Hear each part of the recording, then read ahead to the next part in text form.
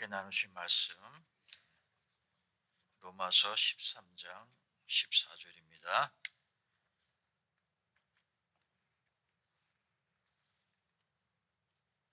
세월이 참 빨리 지나가죠. 벌써 2025년 12월입니다. 우리의 삶이 하루하루의 삶이에요. 그래서 오늘이 내 두 발로 걸어서 교회에 오는 것이 마지막 날일 수도 있어요.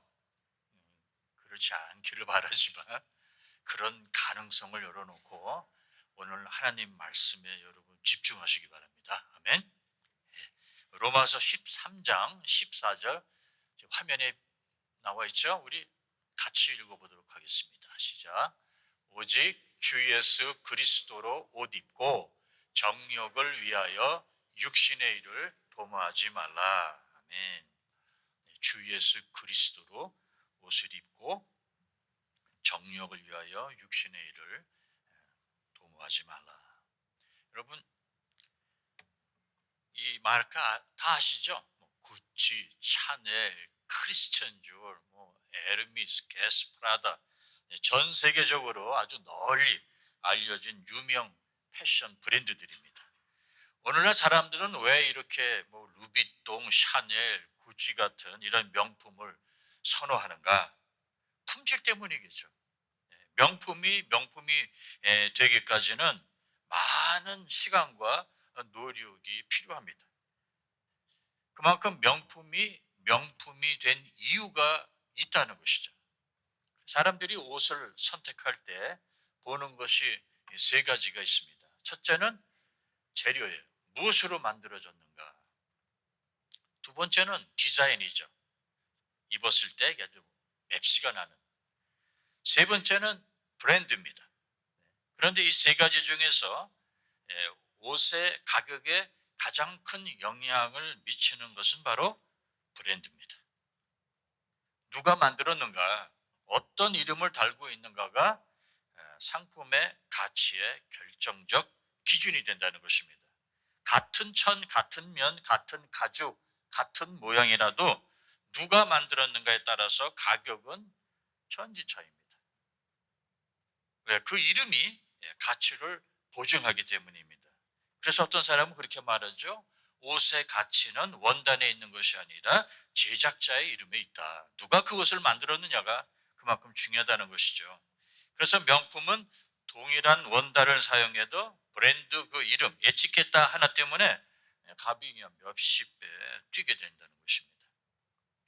그런데 오늘 본문은 우리에게 루비통, 구찌, 샤넬, 브랜드 옷 입기보다 그리스도 브랜드로 옷을 입으라고 말하고 있습니다.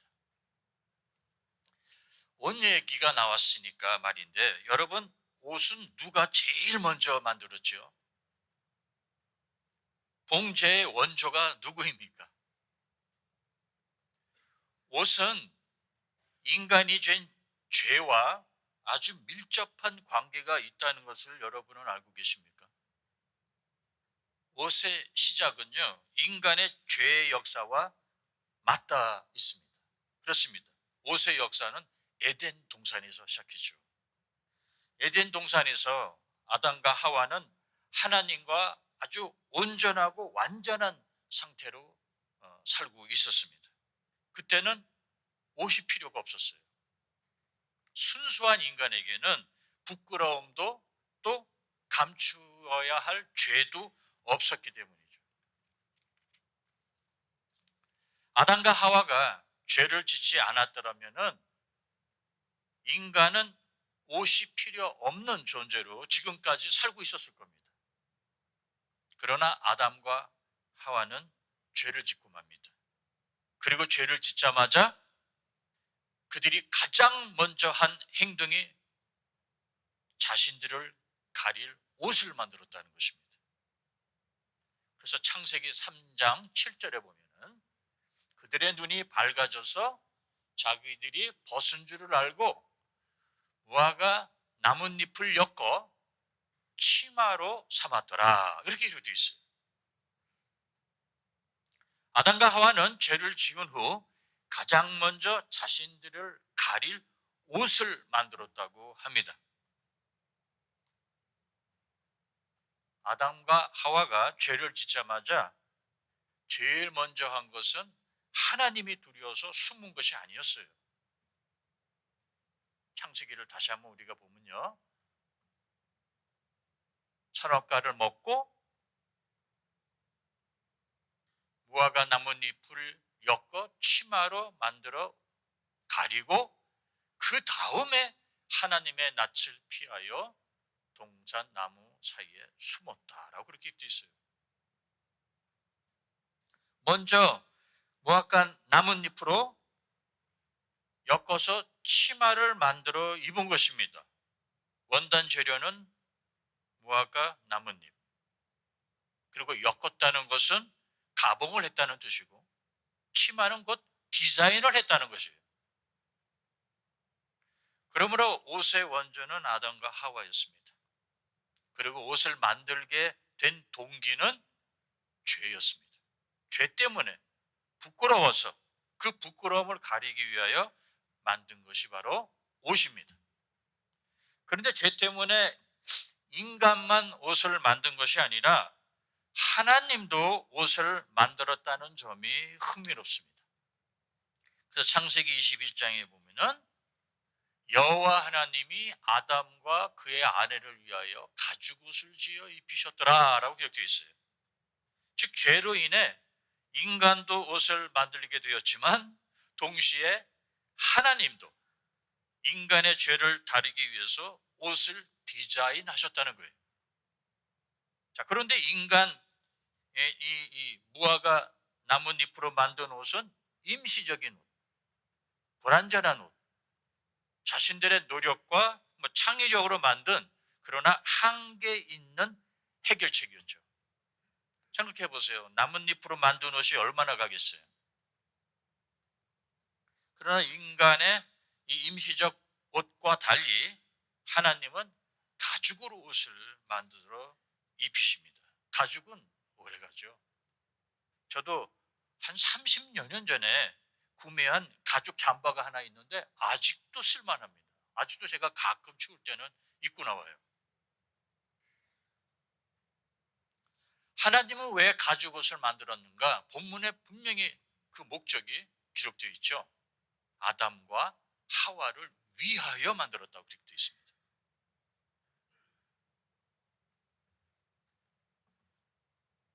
그리고 가죽옷으로 만들었어요. 즉 가죽을 원자재로 삼아서 디자인을 하고 이 봉제를 했다는 증거입니다.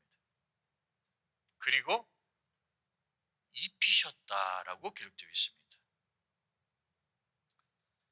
무화과 나뭇잎으로 엮어 만든 치마는 아담과 하와 스스로가 만들어 입었지만 하나님이 만드신 가죽옷은 하나님이 직접 그들에게 입혀 주셨다는 거예요. 이게 신학적으로 굉장한 의미가 있습니다. 이 두 가지 종류의 옷의 차이가 무엇인가? 인간 스스로가 자신의 죄를, 허물을 가리운다, 해결한다, 부질없는 짓이라는 거예요. 하나님만이 결국은 우리의 죄와 허물을 온전히 덮어 주시고 가려 주실 수 있다는 것을 이미 창세기에 하나님은 밝히고 계신 겁니다. 또 언제 이 가죽옷을 하나님이 만들어서 아담과 하와에게 입혀 주셨습니까? 창세기를 또 봐야 돼요. 왜냐하면 여기 신앙적인 의미가 있기 때문입니다. 다시 한번 볼까요? 언제 펴줬는지. 자, 창세기 3장 16절에서 19절에 보면은 하나님은 죄로 인한 형벌과 고통을 아담과 하와에게 선포하십니다. 그래서 여자에게는 임신하는 고통이 있을 것이다. 남자에게는 평생 동안 얼굴에 땀을 흘려 수고를 해야 먹을 것을 먹을 것이라는, 그래서 죄로 인한 결과를 그들에게 다 말씀하신 후에 여호와 하나님이 아담과 그의 아내를 위하여 입히셨다라고 기록되어 있어요. 이건 무엇을 의미합니까? 바로 하나님의 사랑, 긍휼, 자비를 의미합니다. 사랑하는 아담과 하와가 죄를 안 졌으면 좋았을 텐데 자유의지를 잘못 사용하는 바람에 결국은 죄를 졌죠. 그리고 그 죄의 후유증으로 앞으로 고생할 것을 생각하니 그들이 측은하게 느껴졌던 것이죠. 그래서 하나님이 가죽으로 옷을 만들어 그들에게 입혀주신 겁니다. 하나님이 죄의 형벌을 선언하신 후 고통 가운데 놓인 인간을 측은히 여기시고 그들을 보호하기 위해서 가죽옷을 만들어 입히신 것. 이것은 하나님의 긍휼과 구원의 은혜가 죄로 인한 인간 고통 속에서도 임하신다는 것을 상징적으로 우리에게 보여주신 겁니다. 그래서 이 가죽옷은 단순한 의복이 아니라 죄를 덮어주시는 하나님의 은혜와 보호를 상징합니다. 자, 그런데 하나님은 아담과 하와에게만 옷을 만들어 입히신 것이 아닙니다. 역사가 이제 흘러 출애굽기 28장에 가서 보면은 하나님이 또 다른 옷을 만들어 인간에게 입히시는 장면이 등장합니다. 출애굽기 28장에는 하나님께서 제사장 아론에게 입히라고 명하신 제사장의 옷에 대한 말씀이 기록되어 있습니다. 그게 출애굽기 28장인데요. 너무 길기 때문에 제가 간추려서 말씀드리자면은 출애굽기 28장에 보면은 제사장 아론이 입을 옷을 하나님이 직접 디자인하셨다는 것을 우리가 알 수가 있어요. 그래서 거기 보면은 재료까지 하나님께서 지정하시고요. 색상까지 정하시고 장식까지 설명하시고 그리고 그 옷을 만들 기술자들을 직접 불러 세우십니다. 그래서 명품 브랜드의 기준을 모두 뛰어넘는 방식으로 하나님이 직접 아론의 옷을 디자인하세요. 재료는 뭐를 썼는가? 금실, 자색, 홍색실, 세마포, 그 시대 아주 최고급 재료를 사용하셨습니다. 디자인은 누가 했는가? 하나님이 직접 하셨어요. 그래서 디자인 도면을 딱 주면서 하나님이 직접 고르신 지혜로운 사람들, 기술이 있는 장인들이 그것을 만들도록 했습니다. 저기 나와 있죠. 지혜로운 영으로 세운 자들에게 명하 이 옷을 만들라 나와 있어요. 그리고 장식에 대해서 나와 있어요. 보석들을 달고 또 이 여기 관에는 여호와께 성결하라 이런 문구를 새겨 넣으라고. 그래서 이 옷의 구조, 색상, 장식, 실 종류까지 하나님이 아주 섬세하게 하나하나 다 지시를 하셨습니다. 여러분도 옷을 만드시는 분들이 여기 많으실 텐데 옷을 만들 때 이 부분은 이렇게 꿰매야 한다. 여기 주름은 이렇게 잡아야 한다. 이 실이 원단과 더 잘 어울린다. 등등 아주 세밀하게 신경 쓰듯이 하나님도 제사장의 옷을 그렇게 만드셨어요. 자, 하나님께서 내가 지시한 대로, 내가 디자인한 대로 만들라고 하신 그 순간부터 그 옷은 더 이상 인간의 작품이 아니라 하나님의 작품이 되는 겁니다. 지구상 어떤 브랜드보다 강력한 브랜드, 즉 하나님의 이름이 그 옷에 새겨져 있는 것이죠. 그래서 아론의 제사장 옷은 금실, 자식실, 홍색실 자체가 특별해서가 아니라 그 디자인과 목적을 명령하신 분이 하나님이셨기 때문에 그 옷은 거룩하고 아주 높은 가치를 지니게 된 것입니다. 그래서 아론의 옷은 재료가 특별한 것이 아니라 디자이너가 특별한 옷입니다. 하나님이 친히 지으셨기 때문이죠. 그래서 이 아론의 옷은 하나님께서 직접 그에게 준 권위의 증표 또 위임의 상징이었습니다. 그래서 흉패에는 이스라엘의 12지파의 이름이 새겨져 있고 어깨 보석에는 백성들을 상징하는 또 관에는 여호와께 성결하라는 그런 금패가 붙어 있었던 거예요. 다른 말로 하자면은 하나님은 아론에게 입히는 그 옷 한 벌에 하나님의 영광과 그 모든 것을 담으신 거예요. 그리고 하나님의 백성 전체를 또한 그 옷 한 벌에 담으신 겁니다. 제사장 옷 한 벌에 모든 것이 다 상징적으로 포함되어 있는 거예요. 하나님을 어떻게 경배해야 할 것이며 거룩한 이스라엘 백성은 어떻게 살아야 하는지, 즉 하나님과 하나님의 백성의 올바른 관계를 상징적으로 제사장 옷으로 묘사한 것입니다. 여러분, 일반 사회에서도 옷은 단순한 외형이 아니라 그 옷을 입은 사람의 정체성, 또 지위, 권위, 위임의 상징 아닙니까? 무슨 옷을 입는가에 따라 그 신분과 권위가 명확히 드러나지 않습니까? 예를 들자면은 군복을 입은 군인은 어느 군종인지, 계급이 무엇인지, 어떤 임무를 맡았는지가 옷 하나로 다 드러납니다. 그래서 장군의 이 견장과 뭐 이등병의 견장 같은 천으로 만든 거지만 권위는 천지차이입니다. 또 경찰, 소방관, 제복도 마찬가지 아닙니까? 그 제복을 입는 순간 개인의 권위가 아니라 국가가 그에게 위임한 권한이 주어지는 겁니다. 그래서 국민은 그 옷을 믿고 도움을 요청하는 거 아닙니까? 판사나 검사가 법복을 입는 순간 그들은 개인적 신분을 벗고 공권력을 집행하는 존재가 되는 거 아닙니까? 그래서 이 아론의 옷은 단순한 제복이 아닙니다. 선민으로서 이스라엘 백성의 이 정체성, 또 하나님의 이름으로 보여던 그 권위와 또 사명을 함축한 그런 상징적 뜻을 담은 옷이었다는 것이죠. 자, 또 시간은 흘러갑니다. 이제 구약을 떠나서 우리는 지금 신약 시대를 살고 있어요. 그렇다면 오늘날 기독교인인 우리의 신분과 권위를 보여주는 옷은 무엇인가? 이런 옷을, 이제 이게 아론의 옷이에요. 그림으로 이렇게 잠깐 보시면 될 것 같고요.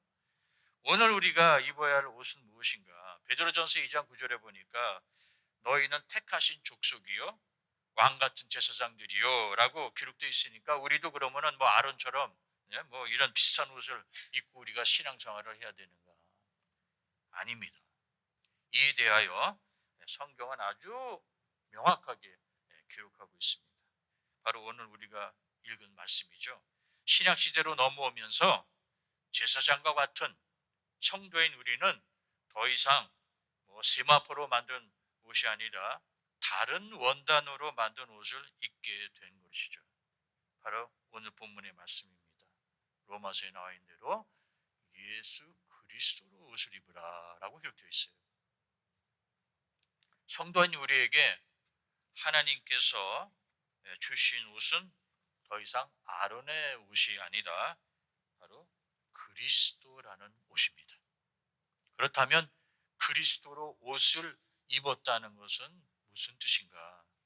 그리스도로 옷 입는다는 것은 뭐 십자가 로고가 달린 까미사를 입는다, 뭐 그리스도의 얼굴, 뭐 물고기 로고가 새겨진 옷을 입고 다니라는 말인가? 아니죠. 눈에 보이는 그런 옷이 아닙니다. 명품 옷은 더욱더 아닙니다.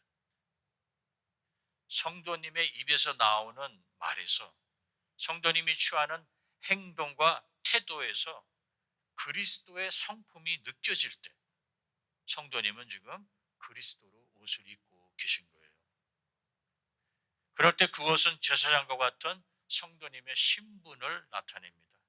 하나님의 자녀라는 새로운 신분이 드러나는 것이죠. 금이나 보석으로 만든 장식품이 아니라 성령의 열매가 성도님의 성품에 주렁주렁 달려있게 된다는 것입니다.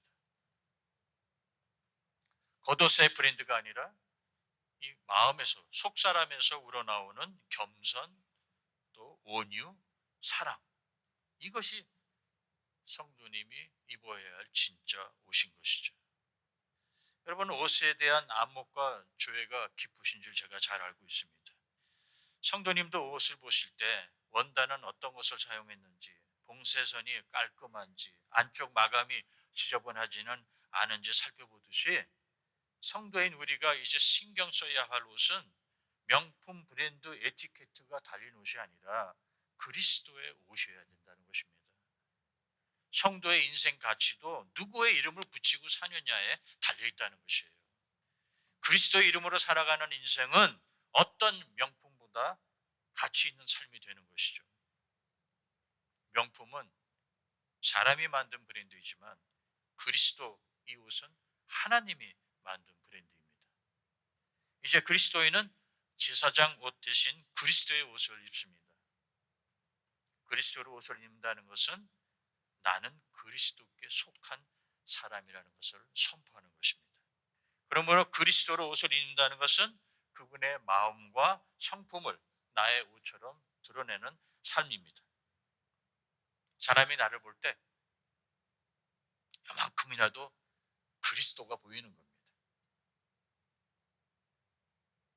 성도님은 온유하십니까? 성도님은 겸손하십니까? 성도님은 남의 죄를 잘 용서해 줍니까? 이런 것들이 바로 우리가 그리스도로 옷을 입는 겁니다. 사실 구원받은 우리는요, 이미 그리스도로 옷을 입은 자들이에요. 갈라디아서에 보면 이렇게 나와 있어요.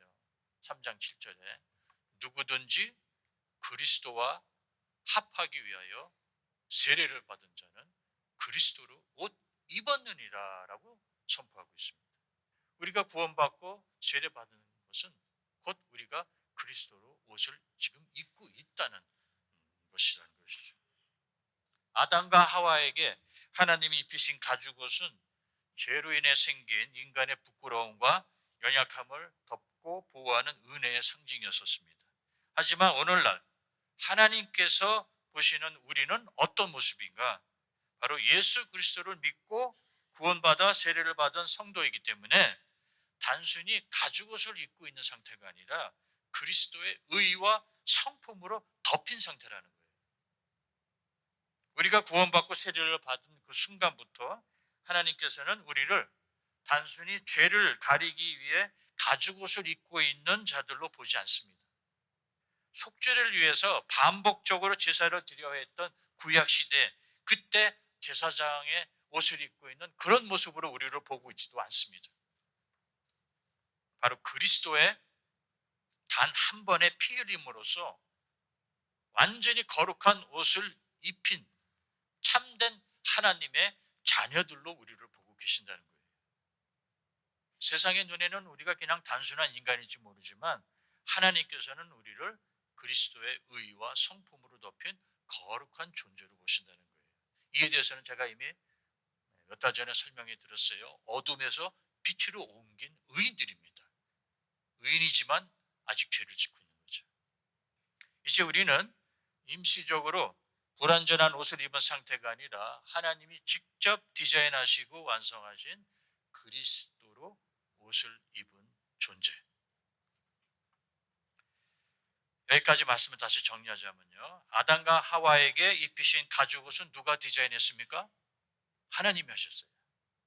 구약의 제사장인 아론의 옷은 누가 디자인하셨습니까? 하나님이 하셨어요. 그렇다면 신약의 그리스도 옷은 누가 디자인하셨습니까? 이거 역시 하나님이 디자인하셨어요. 그래서 가죽옷과 아론의 옷 그리고 오늘 그리스도 옷, 이 모두가 하나님이 만든 명품입니다. 그래서 구원받고 세례받은 우리를 하나님이 보실 때 우리는 모두 그리스도로 옷을 입고 있는 거룩한 존재라는 것입니다. 그런데 왜 아직도 죄를 짓고 있느냐? 여러분, 아론이라는 인물이 근본적으로 거룩해서 하나님이 그에게 직접 디자인한 거룩한 옷을 입히셨습니까? 아니죠. 아론이 어떤 인물인지 여러분 기억나세요?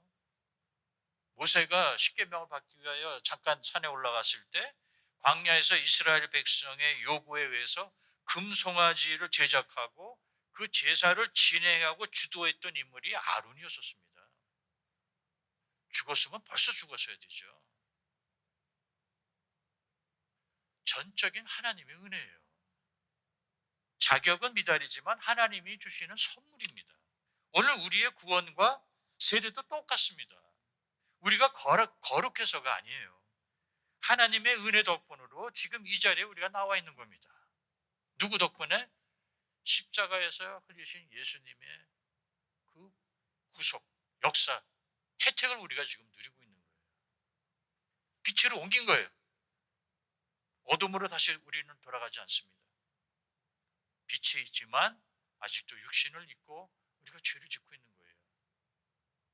죄를 졌지만 우리가 죄를 자백하고 회개하면 우리는 다시 깨끗하게 예수님의 피의 공로에 의해서 주님 앞에 거룩한 존재로 서게 되는 겁니다. 이게 하나님의 은혜예요. 우리가 가지고 있는 재능, 물질, 세상 사람들과 다 비슷합니다. 그들도 죄인이고 우리도 죄인이에요. 그러나 우리가 누구 손에 들려 있는가에 따라서 가치는 하늘과 땅처럼 달라집니다. 우리가 세상에 속하면요, 보통 싸구려 인생이 되는 것이고 하나님께 속하게 되면 거룩한 명품 인생이 되는 거예요.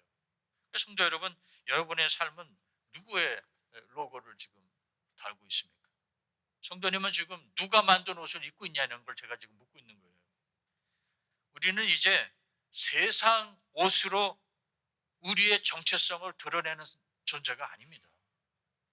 세상 사람들은 명품 옷을 입고 내가 이 정도다, 내가 이만큼 잘 산다, 내가 이만큼 잘났다, 내가 바로 이런 인물이다 라고 자신의 정체성을 드러낼지 모르지만 예수님을 믿고 구원받고 세례받은 우리는 그리스도로 우리의 정체성을 드러내야 된다는 것이죠. 성도의 옷은 명품이 아니라 바로 그리스도입니다. 그래서 세상이 볼 때 우리가 이제 입어야 할 옷은 어떤 교회의 옷도 아닙니다. 어떤 종교인의 옷도 아닙니다. 어떤 도덕의 기준의 이런 옷도 아니에요. 바로 그리스도 사랑을 입어야 돼요. 그리스도의 겸손을 우리가 입고 그리스도의 거룩함을 입어야 합니다. 이것이 바로 오늘 성도인 우리가 입어야 할 옷이에요. 그래서 오늘 하나님께서 우리에게 물으십니다. 너는 인생이라는 옷에 누구의 이름이 붙어 있느냐? 이 세상 어디에서도 찾아볼 수 없는 하나님이 직접 디자인하시고 성령님께서 지혜를 부어주시고 그리스도 이름이 붙은 하늘의 명품 인생이 바로 성도인 우리의 인생입니다. 자, 그런데 우리의 현재 문제가 무엇인가? 옷은 바뀌었는데 행동은 여전히 옛 옷을 입은 것처럼 살아가고 있다는 거예요. 여러분, 얼마 전 홍콩에서 아주 큰 화재 사건이 일어났죠. 참 어떻게 그런 일이 일어날 수 있을까? 많은 사상자가 발생을 했는데 그 중에 그 화재를 진압하기 위해서 현장으로 달려간 소방관도 여러 명 있었다고 그래요. 근데 여러분 한번 이런 생각을 해보시자고요. 만약 불이 난 곳으로 달려가야 할 소방관이 소방복 차림으로 술집에 가서 시간을 보내고 있다면은 누구나 그렇게 말할 거예요. 저 사람 소방관 맞아? 그리스도로 옷 입었다면은 하나님이 부르신 그곳으로 가야 할 텐데 세상의 욕망을 따라서 가는 모습이 어쩌면 우리의 모습일지 모르겠습니다. 그리스도의 옷을 입었는데 기도의 자리, 말씀의 자리에는 가지 않고 세상이 부르는 곳으로 우리가 간다면은 이건 모순 아니겠습니까?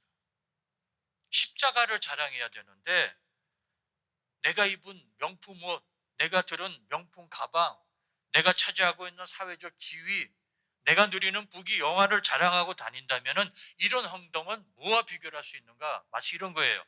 A라는 회사의 정복을 입었는데 B라는 다른 경쟁사 제품을 홍보하고 다니는 거와 마찬가지예요. LG에서 일하는 사람이 삼성 제품을 자랑하고 다닌다면 그거 LG에서 그 사람 곱게 보겠어요? 모순이죠. 회사에 대한 배신이죠.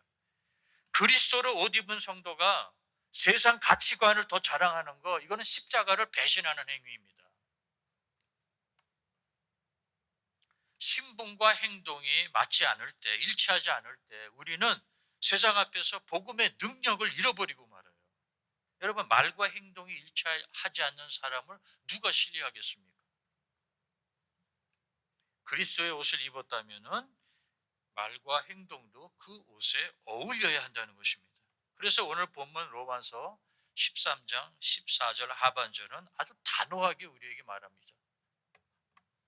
정욕을 위하여 육신의 일을 도모하지 말라, 이렇게 나와 있어요. 그리스도로 옷을 입었다면은 이제는 그 옷에 걸맞는 행동을 취하라는 거예요. 그래서 정욕을 위하여 육신의 일을 도모하지 말라. 그리스도의 옷은 의의 옷입니다. 죄와 함께 누울 수가 없다는 것이죠. 그리스도의 옷은 거룩한 옷입니다. 세상의 오염 속에서 편안할 수가 없어요. 그리스도의 옷은 사랑의 옷이지 증오와 미움의 옷이 아니라는 겁니다. 성도님의 가게에서 만든 옷, 그 에티켓트가 붙어있는 그 옷을 사람들이 선호하고 길에서 입고 다니는 것만 봐도 마음이 흐뭇하지 않습니까? 저거 우리 가게에서 만든 옷인데. 그 옷을 그냥 맵시 있게 손님이 다 입고 다니는 거 보면 마음이 흐뭇하단 말이에요. 하나님도 하나님이 직접 디자인해서 만든 옷을 입고 다니는 우리를 통해서 영광을 드러내고 그것을 기뻐하신다는 거예요.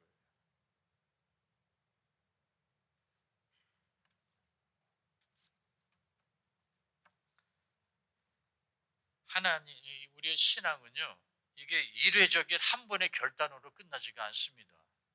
우리가 옷을 매일 입듯이 그리스도의 옷도 우리가 매일 입어야 돼요. 그래서 내 말과 행동은 내가 지금 입은 이 그리스도 옷과 어울리는지, 사람들이 나를 보고 그래도 조금 그리스도가 보인다, 그렇게 말할 수 있는지. 그리스도인은 단순히 그냥 교회 다니는 사람이 아닙니다. 그리스도의 옷을 입은 사람, 그 사람의 신분을 드러냅니다. 그러므로 오늘 우리 한번 이렇게 다짐했으면 좋겠어요. 내 생각이 아니라 그리스도의 마음을 내가 이제 입고 다닐 것이다. 내 명예가 아니라 하나님의 영광을 내가 드러내고 입고 다닐 것이다. 내 힘이 아니라 성령의 능력을 입고 내가 살아갈 것이다. 그럴 때 우리는 아론의 옷처럼 하나님이 입히신 거룩한 작품이 되는 것입니다. 오늘 말씀을 이렇게 정리해 볼게요. 성도님은 지금 누가 만든 옷을 입고 계십니까? 세상이 만든 옷입니까? 인간이 만든 옷입니까? 아니면은 하나님이 만들어 주신 옷을 입고 다니십니까? 오늘 우리에게 주시는 메시지는 분명합니다. 의류업계에서 종사하시는 여러분은 어떤 옷이 좋은 옷인지 누구보다도 잘 아시는 분들 아닙니까? 싸구려 원단으로 명품이 만들어지지 않듯이 탐욕이나 시기심으로 거룩한 삶이 만들어지지 않습니다. 정력을 위하여 육신을 일을 도모하는 한 질이 아주 안 좋은 옷을 만들 수밖에 없어요. 옷의 구조가 아름다워야 명품이 되듯이 그리스도의 옷의 디자인은 하나님의 말씀으로 만들어집니다. 성경 말씀대로 하나님의 디자인 한 대로 우리가 살아야 한다는 것입니다. 봉제선이 깔끔해야 명품이듯 겉만 멋진 옷은 명품이 될 수가 없습니다. 옷의 끝단을 잘 마무리해야 하듯이 이 속에 우리 속사람이 성령의 열매로 깔끔하게 완성되어져야 한다는 것입니다. 겉으로 입는 명품 옷보다 속에서 드러나는 그리스도의 성품과 성령의 열매가 바로 우리가 입어야 할 옷이라는 것이죠. 우리는 압니다. 같은 원단이라도 누가 디자인을 했는가에 따라, 누가 재봉했는가에 따라 그 옷의 가치가 완전히 달라진다는 것은, 예수 그리스도라는 에티켓가 붙어있는 그리스도로 옷을 입어야 합니다. 인간이 만든 그 어떤 옷보다 더 귀한 하나님이 입히시는 옷입니다. 그게 바로 그리스도라는 옷입니다. 명품 옷을 입지 말라는 것이 아니에요. 명품 옷도 좀 사 입으세요. 그래야 경제가 돌아갑니다. 그러나 진짜 명품 옷을 입을 바에는 세상 브랜드보다 훨씬 더 귀중한 하나님이 디자인한 옷을 입자는 거예요. 왜냐하면 성도님의 정체성은 잠시 유행했다가 사라지는 패션이 아니라 영원한 그리스도이기 때문이에요. 사랑하는 연합교회 성도 여러분, 귀한 옷을 입을 거라면 맵신하는 그리스도로 옷을 입고 멋쟁이 인생을 사는 저와 여러분 되시기를 주의 이름으로 축원합니다. 아멘. 우리 찬송가 함께 부를까요? 80장